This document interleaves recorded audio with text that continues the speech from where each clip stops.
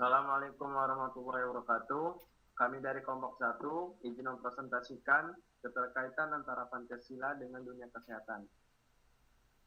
Yang beranggotakan Ali Akbar Ridwan 2108260253, M. Asrof Fathan 2108260261, Fatia Lisbayu Permana 2108260264, Wan Cairani Raisa Kirana 2108260250, Yastimewa Ayu Adiatami 2108260252, Cut Suhaila Rizkina 2108260262, Binda Indriani 2108260266. Baik, selanjutnya akan saya berikan kepada Alhan sebagai moderator. Oke, baik. Terima kasih banyak kepada Ali Akbar Ridwan yang telah memberikan wewenangnya kepada saya sebagai moderator. Oke, baik. Bismillahirrahmanirrahim. Assalamualaikum warahmatullahi wabarakatuh. Perkenalkan, nama saya Muhammad Asrof Fathan dengan NPM 21082602261. Di sini saya akan menyampaikan atau akan menjadi moderator pada presentasi kali ini. Presentasi kali ini akan berkaitan mengenai keterkaitan antara Pancasila dengan dunia kesehatan. Langsung saja pada pembahasan atau materi pertama, yaitu pelayanan kesehatan, yang akan disampaikan oleh Zastimewa Ayu Adiatami. Dipersilakan. Assalamualaikum warahmatullahi wabarakatuh.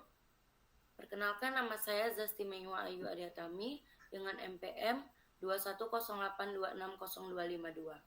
Di sini saya akan menjelaskan tentang pelayanan kesehatan. Pelayanan kesehatan adalah sebuah pelaksanaan pemeliharaan kesehatan dalam rangka mencapai derajat kesehatan, baik itu untuk individu maupun masyarakat dengan secara optimal. Dalam pelaksanaan pelayanan kesehatan tersebut terdapat interaksi antara pasien, tenaga kesehatan, dan juga sarana kesehatan. Pengaturan mengenai pelayanan kesehatan di Indonesia secara tersirat terdapat dalam Undang-Undang Nomor 36 Tahun 2009 tentang Kesehatan, Undang-Undang Nomor 29 Tahun 2004 tentang Praktik Kedokteran, Undang-Undang Nomor 44 Tahun 2009 tentang Rumah Sakit, dan Peraturan Presiden Nomor 12 Tahun 2013 tentang Jaminan Kesehatan. Berikut ini pengertian pelayanan kesehatan menurut para ahli. Yang pertama, menurut Profesor Dr. Sukijo Notoatmojo. Menurutnya, pelayanan kesehatan adalah sebuah bentuk dari pola pelayanan kesehatan yang memiliki tujuan pokoknya untuk pelayanan menghindari dan juga mengembangkan kesehatan yakni masyarakat. Yang kedua, Depkes RI tahun 2009, pelayanan kesehatan merupakan sebuah bentuk dari pola pelayanan kesehatan yang memiliki tujuan pokok untuk pelayanan menghindari dan juga mengembangkan kesehatan, menjaga juga mengobati penyakit tiap-tiap masyarakat. Yang ketiga, Leve dan Lomba 1973. Pelayanan kesehatan adalah upaya yang diselenggarakan sendiri atau secara bersama-sama dalam suatu organisasi untuk memelihara dan meningkatkan kesehatan, mencegah dan memulihkan kesehatan perorangan, keluarga, kelompok, ataupun masyarakat. Demikianlah penjelasan dari saya.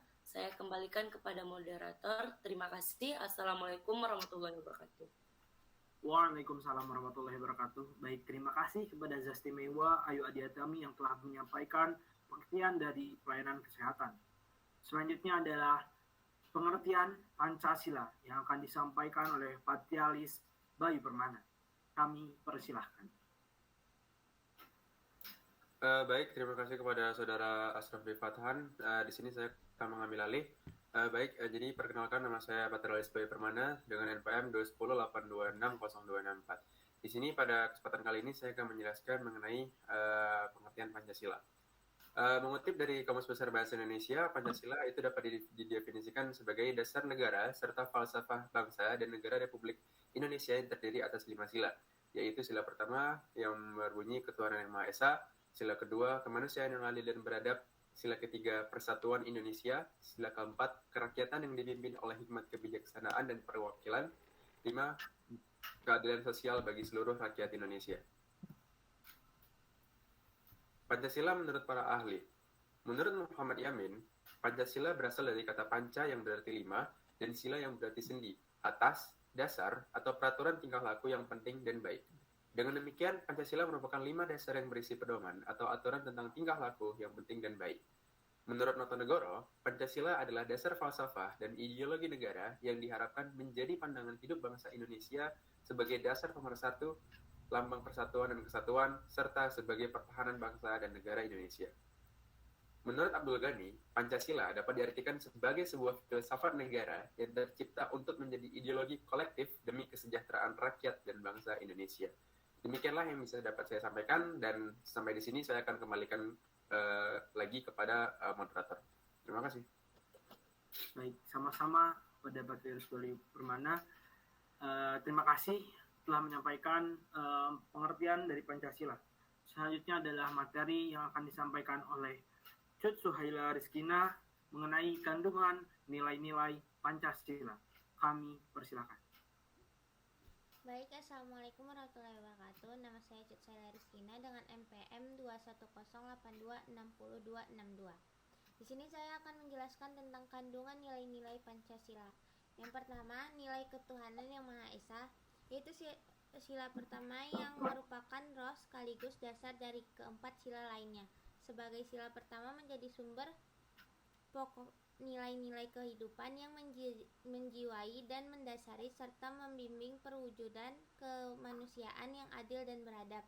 Penggalan Persatuan Indonesia yang telah membentuk negara RI yang berdaulat penuh, bersifat kerakyatan yang dipimpin oleh hikmat kebijaksanaan dalam permusyawaratan perwakilan untuk mewujudkan keadilan sosial bagi seluruh rakyat Indonesia. Hakikat pengertian nilai-nilai diatur sesuai dengan pernyataan dan pembukaan Undang-Undang Dasar 1945, yaitu keyakinan atas berkat rahmat Tuhan Yang Maha Esa. Dalam sila pertama ini tercakup nilai religi yang mengatur hubungan negara dan agama, hubungan manusia dengan Sang Pencipta, serta nilai yang menyangkut hak asasi yang paling asasi. Yang kedua, nilai kemanusiaan yang adil dan beradab, yaitu nilai kemanusiaan. Menurut sila ini, setiap manusia Indonesia adalah bagian dari warga dunia yang meyakini adanya prinsip persamaan harkat dan martabatnya sebagai hamba Tuhan. Dalam sila kedua ini menyangkut nilai-nilai hak dan kewajiban asasi manusia Indonesia. Setiap warga negara dijamin hak dan kebebasannya mengatur hubungan manusia dengan Tuhan, dengan orang seorang atau masyarakatnya dan alam lingkungannya. Kemudian sila ketiga, nilai persatuan Indonesia. Indonesia adalah negara yang kaya akan keberagaman suku, agama, bahasa, budaya, dan ras. Sila ketiga ini meliputi makna persatuan dan kesatuan dalam arti ideologis, ekonomi, politik, sosial, budaya, dan keamanan. Nilai persatuan ini dikembangkan dari pengalaman sejarah bangsa Indonesia yang senasib dan didorong untuk mencapai kehidupan kebangsaan yang bebas dalam wadah negara yang merdeka dan berdaulat, dan bertujuan untuk memajukan kesejahteraan umum dan mencerdaskan kehidupan bangsa serta mewujudkan perdamaian dunia yang abadi. Yang keempat, nilai kerakyatan yang dipimpin oleh hikmat kebijaksanaan dalam permusyawaratan perwakilan. Itu terkandung dalam sila keempat, yaitu pedoman berdemokrasi Indonesia. Dalam sila ini diakui bahwa negara RI menganut asas demokrasi yang bersumber kepada nilai-nilai kehidupan yang berakar dalam budaya bangsa Indonesia. Perwujudan demokrasi itu dipersepsi sebagai paham kedaulatan rakyat yang bersumber nilai kebersamaan, kekeluargaan, dan kegotong royongan. Penghargaan yang tinggi terhadap nilai musyawarah mencerminkan sikap pandangan hidup bahwa kemauan rakyat mencerminkan nilai kebenaran dan keabsahan yang tinggi. Terakhir, yang kelima, nilai keadilan sosial bagi seluruh rakyat Indonesia. Pada sila ini, setiap warga negara diperlakukan sama tanpa adanya perbedaan suku, ras, agama, bahasa, kaya dan miskin maupun jabatan. Nilai-nilai yang terkandung dalam sila ini meliputi nilai keselarasan, keseimbangan, dan keserasian yang menyangkut hak dan kewajiban yang dimiliki oleh rakyat Indonesia. tanpa membedakan asal suku, agama yang dianut, keyakinan politik, serta tingkat keekonominya. Di dalam sila ini pun terkandung nilai kedermawanan kepada sesama, memberi tempat kepada sikap hidup hemat, sederhana, dan kerja keras. Mungkin cukup sekian dari penjelasan saya kembalikan kepada Ashraf. Oke, selanjutnya adalah materi yang akan disampaikan oleh Wan Hairani Raisa Kirana mengenai pengimplementasian Pancasila dalam dunia kesehatan. Kami persilakan. Assalamualaikum warahmatullahi wabarakatuh. Nama saya Wancarani Raisa Kirana dengan PM 2108260-250. Saya di sini akan mempresentasikan tentang pengimplementasian Pancasila dalam dunia kesehatan. Jadi implementasi Pancasila dalam dunia kesehatan sangat banyak contohnya. Beberapa di antaranya itu ada nilai Pancasila yang banyak terkandung dalam Sumpah Dokter, pada pelayanan kesehatan masyarakat, dan dalam kode etik tenaga kesehatan seluruh dunia menurut WHO yang ternyata bisa menjadi salah satu contoh terkaitnya Pancasila dengan dunia kesehatan. Next. Jadi pengertian implementasi dalam Kamus Besar Bahasa Indonesia itu berarti pelaksanaan atau penerapan. Istilah implementasi biasa dikaitkan dengan suatu kegiatan yang dilaksanakan untuk mencapai tujuan tertentu. Implementasi merupakan sebuah penempatan ide, konsep, kebijakan, atau inovasi dalam suatu tindakan praktis sehingga memberikan dampak baik berupa perubahan pengetahuan, keterampilan, maupun nilai dan sikap. Menurut para ahli, Wieland dan Hanger mengatakan bahwa implementasi adalah suatu proses untuk menempatkan dan menerapkan informasi dalam operasi. Menurut Van Meter dan Van Horn, mengatakan implementasi ialah pelaksanaan tindak oleh individu, pejabat, instansi pemerintah, maupun kelompok swasta dengan tujuan untuk menggapai cita-cita yang telah digariskan dalam keputusan tertentu. Terakhir dari Winarno 2002 dalam Hamdan berpendapat bahwa tindakan-tindakan yang harus dilakukan oleh sekelompok individu yang sudah ditunjuk dalam penyelesaian suatu tujuan yang sudah ditetapkan sebelumnya. Mungkin sekian dari saya serahkan kembali kepada Ashraf. Terima kasih. Oke, baik. Terima kasih kepada Wan Hairani Raisa Kirana yang telah menyampaikan pengertian daripada implementasi. Selanjutnya adalah kode etik kedokteran Indonesia yang berkaitan dengan Pancasila. Kami persilakan kepada Ali Akbar Tuan. Baik, terima kasih kepada Prof. Fathan atas waktunya. Kode etik kedokteran Indonesia. Kode etik kedokteran adalah salah satu bukti bahwa Pancasila berkaitan dengan dunia kesehatan. Karena setiap poin yang diucapkan memiliki landasan sesuai dengan nilai-nilai makna Pancasila yang lima. Sumpah Dokter. Yang pertama, saya akan berbakti hidup saya guna kepentingan kemanusiaan. Yang kedua, saya akan menjalankan tugas saya dengan cara yang terhormat dan bersusila. Yang ketiga, saya akan memelihara dengan sekuat tenaga martabat dan tradisi luhur profesi kedokteran.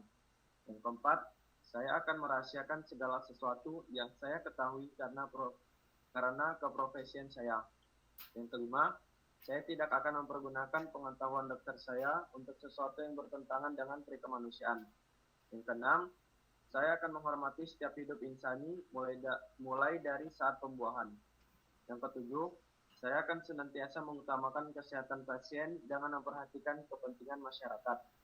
Yang kedelapan, saya akan berikhtiar dengan sungguh-sungguh supaya tidak terpengaruh oleh pertimbangan keagamaan, kesukuan, dan lain-lain. Yang kesembilan, saya akan memberi kepada guru-guru saya penghormatan dan pernyataan yang selayaknya. Yang ke-10, saya akan memperlakukan teman sejawat saya seperti saudara sekandung. Yang ke-11, saya akan menaati dan mengamalkan kode etik kedokteran Indonesia. Yang ke-12, saya ikrarkan sumpah ini dengan sungguh-sungguh dan dengan mempertaruhkan kehormatan diri saya sendiri. Terima kasih kepada Prof. Fathan. Oke, baik. Terima kasih Ali Akbar Ridwan yang telah menyampaikan salah satu contoh keterkaitan di bidang kesehatan dengan Pancasila, yaitu Sumpah Dokter. Selanjutnya adalah penerapan nilai-nilai Pancasila dalam menjamin pelayanan kesehatan masyarakat yang akan disampaikan oleh Dinda Indriani. Kami persilakan. Baik, terima kasih kepada moderator. Saya Dinda Indriani dengan NPM 2108 260266 akan menjelaskan tentang penerapan nilai-nilai Pancasila dalam menjamin pelayanan kesehatan masyarakat. Yang dimana penerapan nilai-nilai Pancasila itu diambil dari sila-sila Pancasila itu sendiri, seperti penerapan nilai Pancasila pada sila pertama, ketuhanan yang Maha Esa, yaitu yang pertama, manusia Indonesia percaya dan takwa kepada Tuhan yang Maha Esa sesuai dengan agama dan kepercayaan masing-masing. Yang kedua, hormat menghormati antara tenaga kesehatan dan masyarakat sehingga terbina kerukunan hidup antar agama. Yang ketiga, tidak membeda-bedakan pelayanan yang diberikan kepada masyarakat walaupun terdapat perbedaan agama. Dan penerapan nilai-nilai Pancasila di sila kedua, kemanusiaan yang adil dan beradab, yaitu yang pertama, saling mencintai antara tenaga kesehatan dengan masyarakat umum. Dua, mengembangkan sikap tenang, tenggang rasa antar satu dengan yang lainnya. Yang ketiga, tidak semena-mena saat sedang memberikan pelayanan kesehatan. Yang keempat, sebagai tenaga kesehatan wajib menjunjung tinggi nilai kemanusiaan seperti yang tertera pada Sumpah Dokter. Dan yang terakhir, sebagai tenaga kesehatan harus selalu membela kebenaran yang ada dan juga keadilan yang harus selalu diterapkan.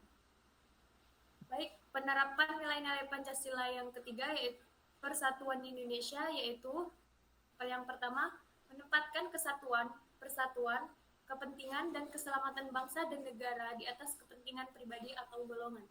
Yang kedua, sebagai tenaga kesehatan harus rela berkorban untuk kepentingan bangsa dan negara. Yang ketiga, bangga sebagai tenaga kesehatan yang bertanah air Indonesia. Yang keempat, meningkatkan pelayanan kesehatan yang lebih baik demi persatuan dan kesatuan bangsa. Dan penerapan nilai-nilai Pancasila pada sila keempat, kerakyatan yang dipimpin oleh hikmat kebijaksanaan dalam permusyawaratan perwakilan, yaitu yang pertama, warga masyarakat mempunyai kedudukan, hak, dan kewajiban yang sama. Yang kedua, musyawarah untuk memutuskan solusi atas sebuah kesehatan. Yang ketiga, dapat mempertanggungjawabkan tindakan dan putusan yang diambil secara moral. Dan penerapan nilai-nilai Pancasila pada sila kelima, keadilan sosial bagi seluruh rakyat Indonesia. Yang pertama yaitu bersikap adil dalam memberikan pelayanan dan selalu menghormati hak-hak orang lain.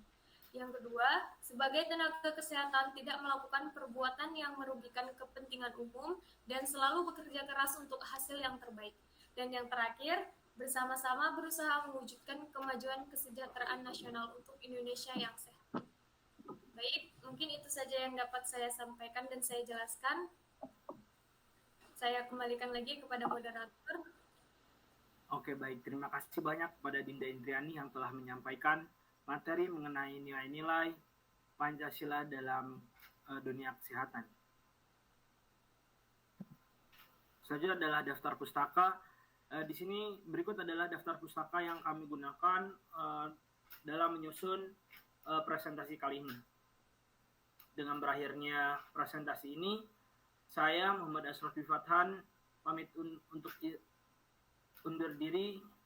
Mohon maaf apabila ada kesalahan. Wassalamualaikum warahmatullahi wabarakatuh. Kami kembalikan kepada ketua daripada kelompok 1. Ali Akbar Ridwan, dipersilakan. Baik, terima kasih kepada Asrofi Fathan yang telah menjadi moderator pada kesempatan kali ini. Mungkin hanya ini yang dapat kami sampaikan, keterkaitan antara Pancasila dengan dunia kesehatan. Mohon maaf atas segala kekurangan. Wabillahi taufiq wal hidayah, wal inayah. Wassalamualaikum warahmatullahi wabarakatuh.